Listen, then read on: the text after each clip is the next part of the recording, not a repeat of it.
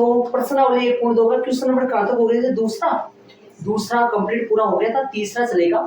तो question number तीसरे में देखिए, निम्नलिखित समुच्चयों में से प्रत्येक के लिए बताइए कि कौन तो परिमित और कौन। फिर एग्जांपल आ गया, एग्जांपल की तरह ना, ऐसा एग्जांपल था, एग्जांपल नंबर ऐसा था, छठा 6 जैसे ये, हाँ 6 जैसे ये। तो परिमित और अपरिमित के लिए सबसे पहले उनको, हाँ जी, तो चले बताओ क्वेश्चन कौन सा है? रोमन समुच्चय निर्माण होता है तो कोई सा रूप नहीं, बताओ अक्ष अक्ष के समांतर। मैं बना दूं आपको, समझाऊं, ध्यान से सुनना। ये अपना कौन सा अक्ष है? ये कैपिटल अक्ष देश होता है, इधर अक्ष होता है, वाई है, वाई देश। अब खींचो, देखिए आप खुद ध्यान दो, अक्ष अक्ष के समांतर रेखाएं खींचो, खुद पता लगा लो, समांतर खींचो। ये अक्ष अक्ष से समांतर है, ये भी तो अक्ष अक्ष से समांतर है, अक्ष अक्ष के समांतर है, अक्ष अक्ष के समांतर है, अक्ष अक्ष के समांतर है। ये सभी रेखाएं जो है वो एक्स अक्ष के क्या है? समांतर है। आपने परिमित और अपरिमित की परिभाषा में क्या पता किया था? यदि ऐसा समुच्चय जिनमें अवयवों की गिनती कर सकते या अवयवों की संख्या कैसी हो, निश्चित हो, वो कौन सा समुच्चय होता है? परिमित होता है, जिनमें अवयवों को गिना जा सके। ऐसा समुच्चय जिनमें अवयवों की गिनती नहीं कर सकते, अवयव निश्चित नहीं हो, वो कौन सा होता है? अपरिमित। क्या इनमें अक्ष अक्ष के समांतर रेखाओं को गिन सकते हैं आप? अक्ष अक्ष के समांतर रेखाओं को आप कहोगे गिन सकते हैं सर, कितनी होगी? 1 2 3 4 5 6 7 8 9 10 10 है, 10 11 अलग हुए तो गिन सकते हैं। लेकिन अक्ष अक्ष के समांतर इतनी थोड़ी ना खींच जाएंगी, खूब खींच जाएगा, तो इसके पास पास आ जाएंगे, इससे पास पास बहुत सारे पास पास आ जाएंगी। इसके ऊपर रेखा के ऊपर रेखा भी होती है, संपाती रेखा भी होती है, याद करें, वो भी तो समांतर होती है। तो क्या लिखेंगे यहाँ इस समुच्चय में? यहाँ इस समुच्चय, रोष्ट रूप तो नहीं लिख रहे, तो कोई कारण तो लिखो इसका। रोष्ट रूप में तो वैसे ही पता लग जाता है कि भाई अवयव निश्चित है या नहीं निश्चित है। यहाँ इस समुच्चय में अवयवों की संख्या, यहाँ इस समुच्चय में अवयवों की संख्या नहीं है। क्या नहीं है? निश्चित नहीं है। यहां इस समुच्चय में अवयवों की संख्या निश्चित नहीं है। अतः यह कैसा है? यह एक परिमित समुच्चय है। यह एक अपरिमित समुच्चय। हाँ परिमित, हाँ मैं लिख रहा हूं।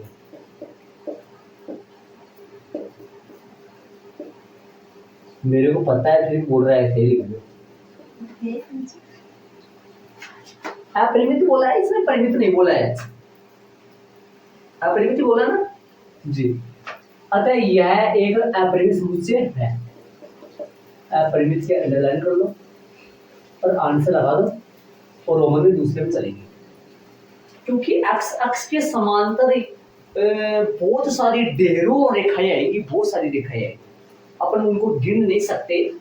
इसलिए इस समुच्चय में अवयवों की संख्या कैसी होगी? निश्चित नहीं है। अतः यह एक अपरिमित समुच्चय है। चले रोमन में दूसरा करेंगे, इनको ऐड कर लो। इसमें तो लिख दो रोष्ट रूप है, रोष्ट रूप लिख लो। और रोष्ट रूप क्या आएगा? यहां रोष्ट रूप बताओ इनका।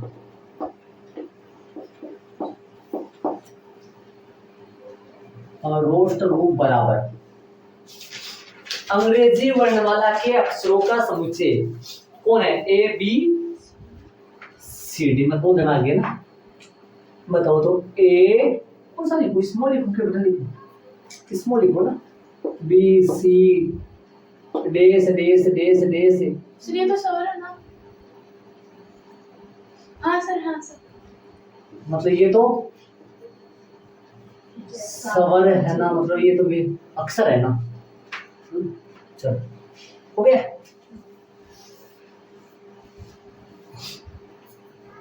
तो ये वो लिख दो, इसलिए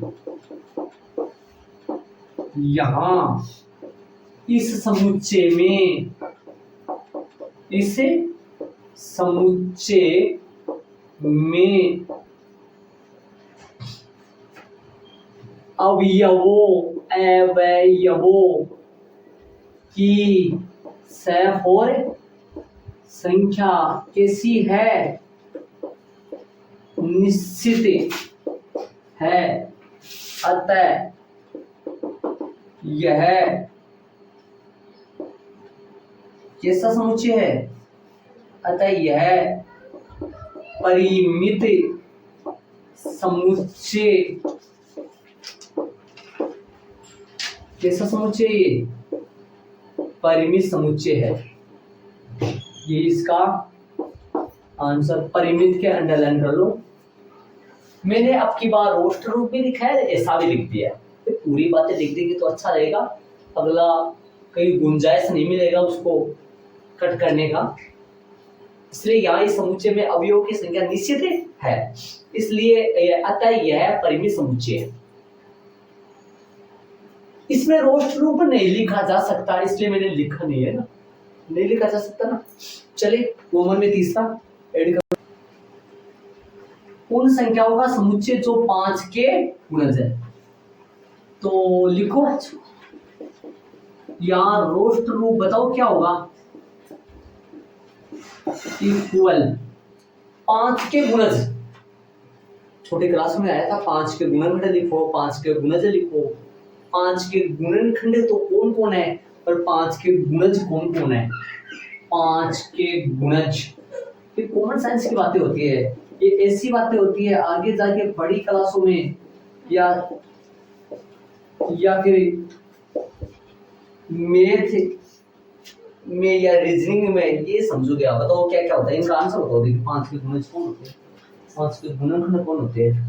गुणनखंड का दूसरा नाम भाजक भी है, 5 के भाजक। आप याद करो, कल या परसों की क्लास में आ रहा था कई बार शब्द भाजक का, आ रहा था नहीं आ रहा था।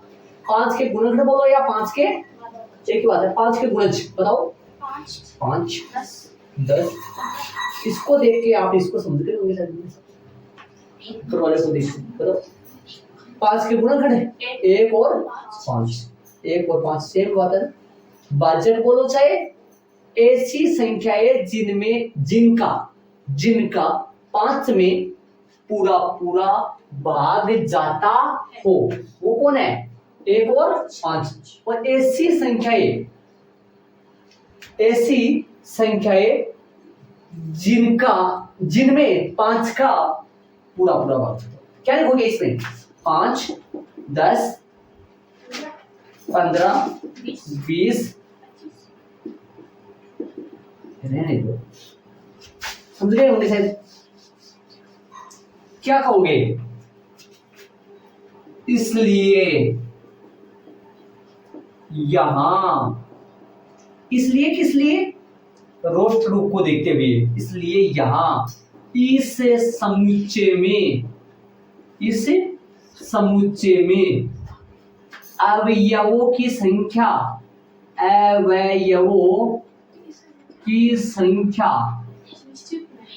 निश्चित नहीं है, निश्चित नहीं है। अतः यह अपरिमित, यह कैसा है, तो पृथ्वी पर रहने वाले जानवरों का समुच्चय का रोस्ट रूप लिख सकते हैं आप, बताओ। जैसे मान लो यहाँ रोस्ट रूप है, यहाँ लिखूंगा क्या, जानवर क्या लिखूंगा, गाय, क्या क्या लिखूंगा, भैंस लिखूंगा, या क्या लिखूंगा, कितने लिख पाऊंगा, मतलब बहुत सारे है ना, तो बहुत सारे, तो इसका रोस्ट रूप आप अपन नहीं लिख सकते। क्या लिखेंगे, यहाँ है ना, यहाँ इस समुच्चय यहाँ इस समुच्चय में अवयवों की संख्या निश्चित है ना। कईयों में तो देखो वैसे ही पता लगा सकते हैं, निश्चित नहीं है। अतः यह अपरिमित समुच्चय है। अपरिमित समुच्चय है। अपरिमित के अंडरलाइन कर दो, शांति से काम कर लो, इसको भी कर लो। चले भी आगे चलेंगे अपन, 5-6 में चलेंगे, इनको ऐड कर लो। चलो भी, पृथ्वी पर रहने वाले जानवरों का समुच्चय कैसे होगा? अपन जानवर है, मनुष्य है, अपन मानव है, इनकी गिनती अपन कर सकते हैं और उनकी जनगणना के अनुसार, गिनती 2011 के अनुसार जनगणना, भारत की जनगणना कितनी थी उसी अनुसार जानवरों की गिनती भी की जा सकती है। क्या लिखेंगे यहाँ इस समुच्चय में अवयवों की संख्या कैसी है? अवयवों की संख्या निश्चित है, निश्चित है ना। अतः यह परिमित समुच्चय में, परिमित है, यह परिमित समुच्चय, ठीक है। ध्यान देना, इनको गिना जा सकता है, प्रत्येक के घर घर में जाकर पता कर सकते हैं कितने जानवर है, ऐड कर सकते हैं, ऐड जनगणना होती है वैसे, है ना। मतलब भारत सरकार की ओर से जनगणना या करवाते हैं और जनगणना के अनुसार रिपोर्ट करके लास्ट में ऐड करके आते हैं और क्वेश्चन आते हैं कि भारत में कितने जानवरों की संख्या कितनी है, वैसे है ना। अपनी जनगणना होती है वैसे उनकी भी जनगणना होती है। तो यहाँ इस समुच्चय में अवयव की संख्या कैसी है? निश्चित है। अतः यह एक परिमित समुच्चय हुआ। तो 5वां चलेंगे। 5वां, मूल बिंदु 0 से होकर जाने वाले वर्तों का समुच्चय। यहाँ इस समुच्चय में मैं डायग्राम बना के समझाऊंगा आपको इसको पूरा। यहाँ इस समुच्चय में अवयवों की संख्या, अवयवों की संख्या कैसी? निश्चित नहीं है, निश्चित नहीं है, निश्चित नहीं है, मतलब अवयवों को गिन नहीं सकते। अतः यह परिमित समुच्चय, अपरिमित समुच्चय है।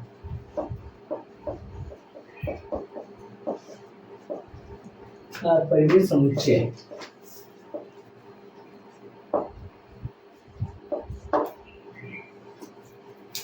अब देखिए मूल बिंदु 0 से होकर कितने वर्त खींचे जा सकते? मूल बिंदु 0 से होकर कितने वर्त खींचे जा सकते हैं?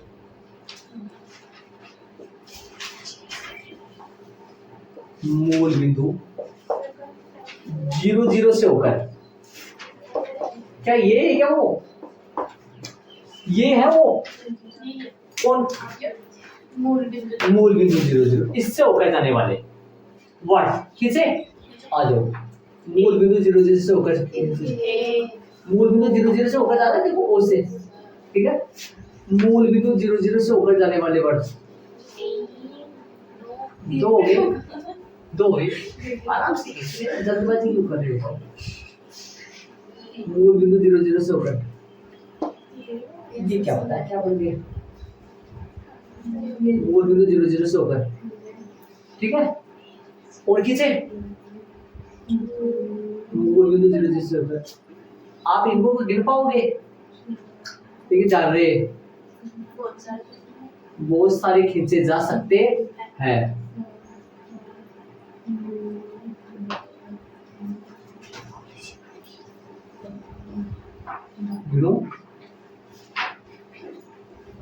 मूल बिंदु 0 से होकर खींचे जाने वाले वर्ड है जिनका केंद्र भी अलग अलग है और त्रिज्या भी सेम क्या है, सिरा पे, और सिरा पे एक बिंदु, ये मूल बिंदु और ऐसा है वो सभी वर्तों पर मौजूद है। अरे क्या केंद्र थोड़ी है, केंद्र नहीं है क्या, त्रिज्या है कि त्रिज्या भी अलग अलग है इनकी और केंद्र भी इनका अलग अलग है। सिर्फ क्या क्या सेम है, इन सभी वर्तों पर एक बिंदु ऐसा है जो कौन है, मूल बिंदु ओ है, बहुत सारे बिंदु है, बहुत सारे वर्त है, ऐसे न जाने कितने भी खींच सकते हैं, बहुत सारे खींच सकते हैं, उनका काउंट नहीं कर सकते, उनको गिन नहीं सकते। तो ऐसी कंडीशन में वर्तों की संख्या कैसी है? वर्तों की संख्या निश्चित नहीं है। तो क्या लिखेंगे? इस समुच्चय में अवयव की संख्या निश्चित नहीं है, अतः यह एक परिमेय समुच्चय है। ऐसा खूब सारे बना सकते हैं। और ये सारे के सारे वर्त मूल बिंदु कौन से जा रहे हैं? O से होकर गुजर रहे हैं। तो 5-6 के बाद में छठा है क्या? छठा नहीं है शायद, है ना? तो चले प्रश्न नंबर चौथे में चलेंगे, इनको ऐड कर लो। इसमें डाल दो फाउंडेशन, चौथे में डाल दो। क्वेश्चन में देखिए क्या कर रहे हैं, निम्नलिखित में बतलाइए कि ए बराबर बी है अथवा नहीं है। ए क्या दे रखा है? दो समुच्चय ए दे दिया और इसने बी दे दिया। ए में कितने अवयव है? ए बी सी डी, और बी में डी सी बी। ए सेम है, आगे पीछे हो सकते हैं लेकिन सेम होना चाहिए। इसमें भी 4 अवयव है, इसमें भी 4 अवयव, और है भी वो के वो ही है। तो क्या लिखेंगे? या दोनों समुच्चयों में अवयव की संख्या समान है और अवयव भी खुद भी समान है, संख्या भी समान है और अवयव भी समान है। तो आता है, तो इसमें क्या लिखोगे? यहाँ दोनों समुच्चयों में अवयव की संख्या, अवयव तथा अवयव की संख्या कैसी है? समान है। अतः ए बराबर कैसा आ गया? बी।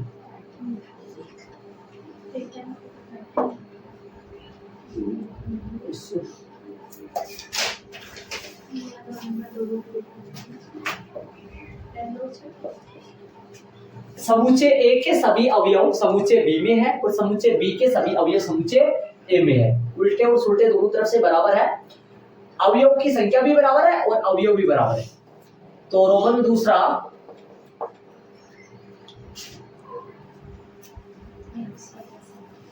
हाँ भाई प्रश्न आंसर ए समुच्चय दे दिया, बी समुच्चय दे दिया, ठीक है। 4 ए में है, बी का अवयव भी है 8, दोनों में है 12, यहां 12 belongs to A but A, but तो क्या लिखोगे? लेकिन 12 नॉट बिलोंग्स टू,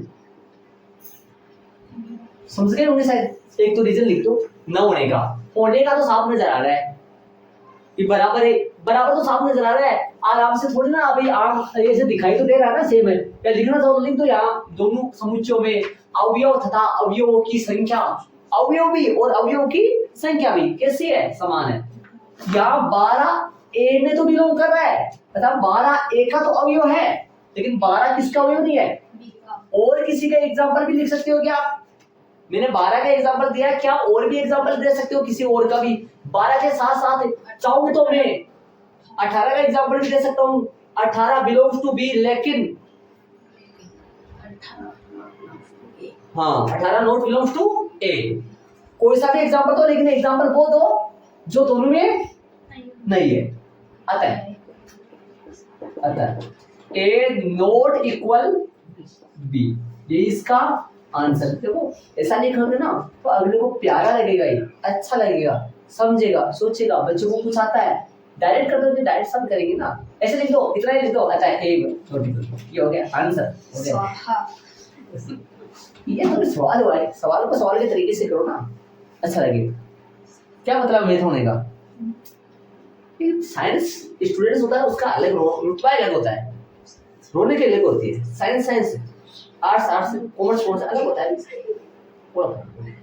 चले तीसरा, आप पढ़ रहे होंगे फिजिक्स में, केमिस्ट्री में बहुत कुछ बातें सीखने को मिल रही होगी आपको नया।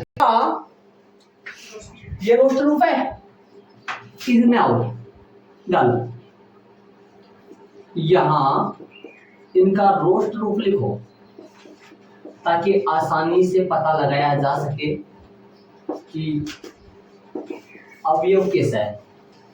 अक्ष समगुणांक पूर्णांक है, और अक्ष से छोटा है बराबर है किसके? समधनात्मक पूर्णांक सम संख्या 2 4 6 8 10 लो या ना लो? लेना है। क्यों? इक्वल बराबर है 10 लेना है। तो अब मैच कर लो आराम से, शांति से देख लो क्या रीजन देना पड़ेगा या आसानी से समझ में आ रहा है भाई? जब बराबर हो तो रीजन क्या देना, और लिखना चाहो तो यहाँ दोनों समुच्चयों में अवयव तथा अवयव की संख्या, अवयव भी समान है और अवयव की संख्या भी समान है। ठीक है, या दोनों समुच्चय में अवयव समान है, ऐसे लिखो। 2 4 60 नजर आ रहा है सारा? तो आता है ए बराबर में क्या है भाई? बी है। ये तो आपके सामने हो गया आंसर, सीधा सा रोमन पहले की तरह। ये जरूर कहानी समझ लेना। हाँ, ये कहानी थोड़ा सा अलग, इसमें किस बनेगा? अक्ष से सचेत एक्स से या एक्स के बारे में बता रखा है संख्या 10 का एक गुणज है। संख्या 10 का गुणज, संख्या 10 का भाजक, भाजक तो नहीं हो पाएगा, गुणज गुणज ही बोलेंगे सीधा। अभी जो जस्ट बताया थोड़ी पहले यहाँ लिख के 10 20 30 40 बस आओ मैच करो। यहां दिखाई दे रहा है 10 बिलोंग्स टू ए और 10 बिलोंग्स टू बी भी है। 20 30 मतलब ए के सारे अवयव, ए के सभी अवयव किसमें है? ए के सारे बी में मौजूद है, लेकिन बी में कुछ ऐसे बी में कुछ ऐसे अवयव है जो बी ए में नहीं है। यहाँ कौन कौन है वो? भारतीय 5 वाला 5 वाला है ना। यहाँ 15 बिलोंग्स टू बी बट है ना, लेकिन कौन है? 15 बी में तो है, 15 बी में तो बिलोंग कर रहा है, लेकिन 15 जो है वो नॉट बिलोंग्स टू। 15 किस में नहीं है? ए में 15 की बजाय एग्जाम्पल 25 और 35 का भी ले सकते हैं। अतः ए नॉट इक्वल बी, ए के बी के बराबर नहीं है, ए बी के बराबर नहीं है। देखो रीजन जरूर समझ लो कैसे दिया है मैंने।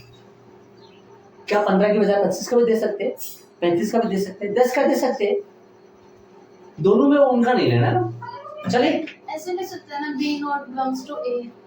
B not belongs to A नहीं लिख सकते ऐसे। B not belongs to A ऐसे बोल रहे आप, बी ए का अवयव नहीं है। यदि मैं ऐसे कहूँ ना, ये बात तब लिखेंगे जब बी ए में नहीं हो, है ना। इसके अंदर कौन सा बी है? पूरा बी थोड़ी, इसके अंदर थोड़ी बी लिख रहा है पूरा। मतलब ये वो आएगा आगे वाले चैप्टर में आएगा, B subset A subset B, ये आएगा वो चीज। ये है वो, ए के सभी अवयव किस में मौजूद है? बी में। ए सबसेट कहलाएगा किसका? बी का। ए उपसमुच्चय कहलाएगा किसका? बी का। लेकिन बी उपसमुच्चय नहीं कहलाएगा किसका?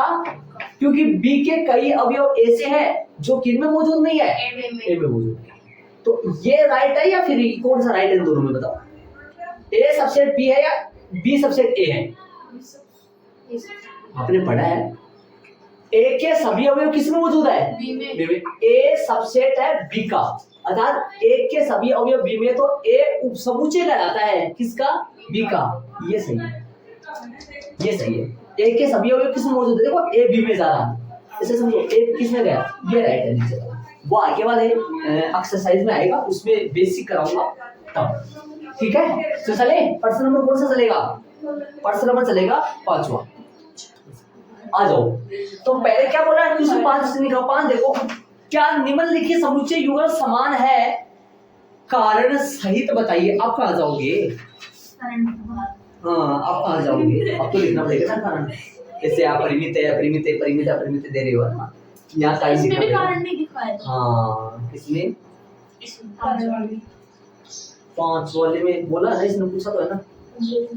आ जाओ, ये रोस्ट रूम पे इसको पहले किसमें डालो, रोस्ट रूम। आओ, दिया गया क्या समीकरण क्या है, x स्क्वायर प्लस का 5x प्लस का 6 बराबर 0। x स्क्वायर यही है, प्लस का 2x यही है, प्लस का 3x यही है, प्लस का 6 बराबर 0। समझ रहे होंगे, x कॉमन आया, x प्लस में 2 इधर छोड़ दो इनको, ये यही रहेगा, कुछ नहीं कर सकते इसका। तो यहाँ जगह बचेगी वो बचेगी, इगनिट है। हाँ प्लस का 3 और x प्लस 2 और x plus 3 equal 0, x plus 2 equal 0। जल्दी से लिख दो ना, -3 व माइनस का 2, तब रोस्टरे कौन सा रूप है, बी बराबर है, जो बी में डालो, कौन कौन सा डालोगे, -2 -3। समान समुच्चय है, ए बराबर बी अथवा नहीं, कहां गए, युग्म समान है, कारण सहित बताइए। यहां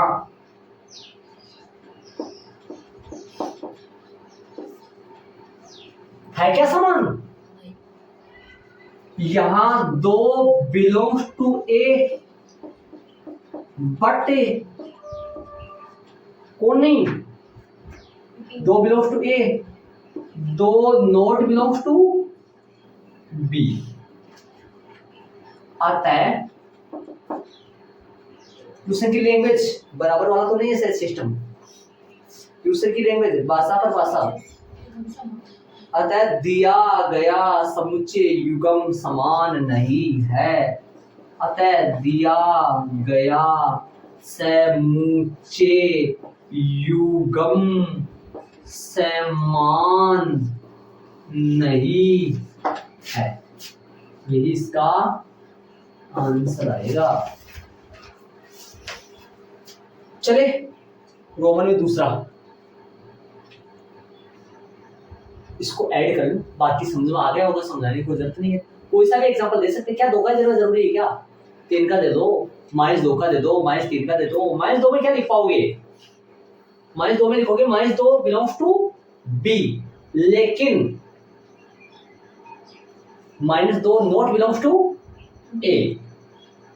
उल्टा ध्यान देना, जिसमें है उसमें बिलोंग, जिसमें नहीं है उसमें नॉट बिलोंग। बिलोंग कभी बोलते थे अब पहले, अब तो बिलोंग बोलने लगे, बहुत शब्द आता है, बहुत जगह आएगा ये बिलोंग सब, ये बहुत जगह आएगा, फिजिक्स वगैरह में भी आएगा आगे, इस मैथ में भरा है बिलोंग टू। बिलोंग का मतलब क्या होता है, सदस्य होना, सदस्य ना होना, अवयव होना, अवयव न होना, है ना। चलो क्वेश्चन नंबर 6,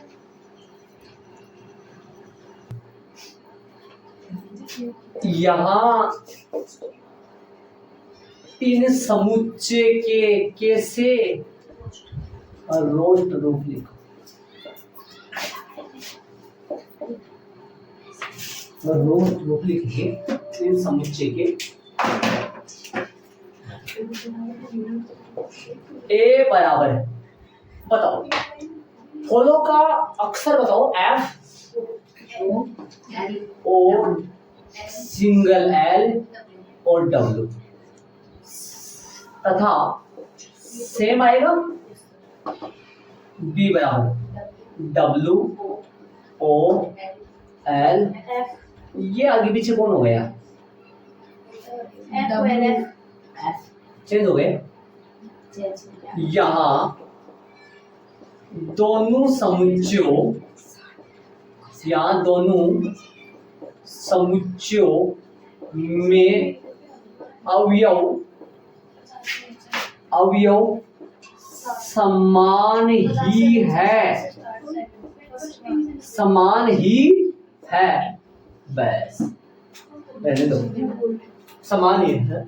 अतः दिया गया समुच्चय युग्म,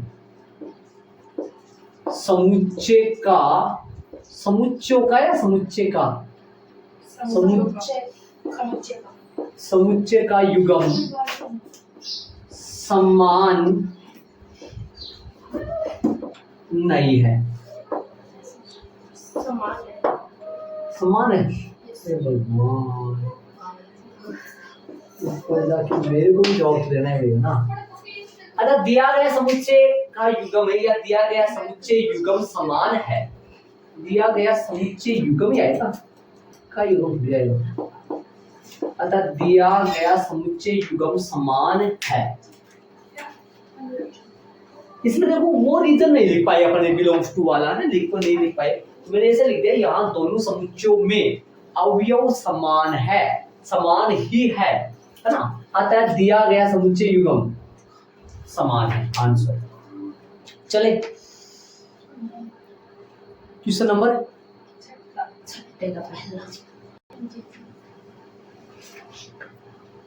नीचे दिए हुए समुच्चयों में समान समुच्चयों का चयन करो। बताओ बी और डी, बी और डी, बी बराबर डी, बी और डी के अवयव समान है, जी और ई के, जी ई और जी बोलो या ई और जी बोलो, क्या बोलो, बोल दो बोलो। चलो देखो यहाँ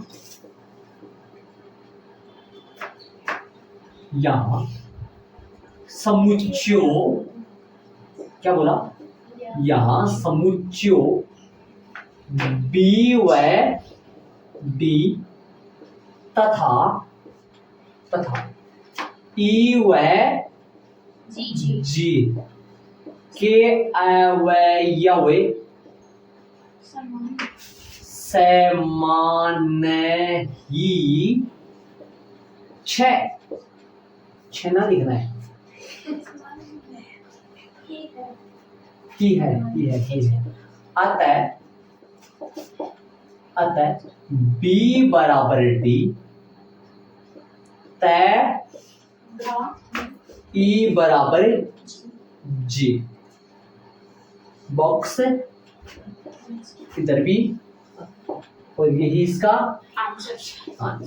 कितना प्यारा सा नजर हो गया, शांति से, कोई जिलमिल वाली बात नहीं है। तो भाई इसी के साथ अपनी प्रश्नावली 1.2 कंप्लीट पूरी हो चुकी है। सारी क्वेश्चन एक बायोडाटा के साथ करवाए मैंने, और कल से अपना प्रश्नावली 1.3 की जो बेसिक जानकारी है वो चलेगी। बेसिक जानकारी में टॉपिक क्या क्या है, प्रश्नावली 1.3 में एक तो उपसमुच्चय अपन देखेंगे, उपसमुच्चय किससे कहते हैं, क्या होता है। उपसमुच्चय के बाद में टॉपिक आएगा वास्तविक संख्याओं के समुच्चय के उपसमुच्चय, ये तो छोड़ेंगे इसको, ये नॉर्मल है, इसको कुछ नहीं करेंगे इसका ना। फिर आगे वाला टॉपिक देखो, टॉपिक जानते हो ना भाई, अंतराल आर के उपसमुच्चय के रूप में ये पढ़ेंगे, बहुत अच्छा है। हाँ ये पढ़ेंगे। फिर सार्वत्रिक समुच्चय, फिर सार्वत्रिक क्या समुच्चय कहाँ गया, इसमें मेरे वाले नहीं है। हाँ समझ रहे हो, मेरे पास नहीं आया। मैं जो बुक निकाल रखी है ये नई बुक है, मतलब 2024 के अनुसार, समझ रहे हो क्या। आपके पास नहीं है, पुरानी है, पुरानी है। आप बुक निकालना जानते हो, फोन पे निकाल सकते हो ना। हाँ एनसीईआरटी में जाकर क्लास चेंज कर क्लास ले लिए और 2 जगह सब्जेक्ट लिख कर, ठीक है। चले बाकी अपन कर देंगे सब।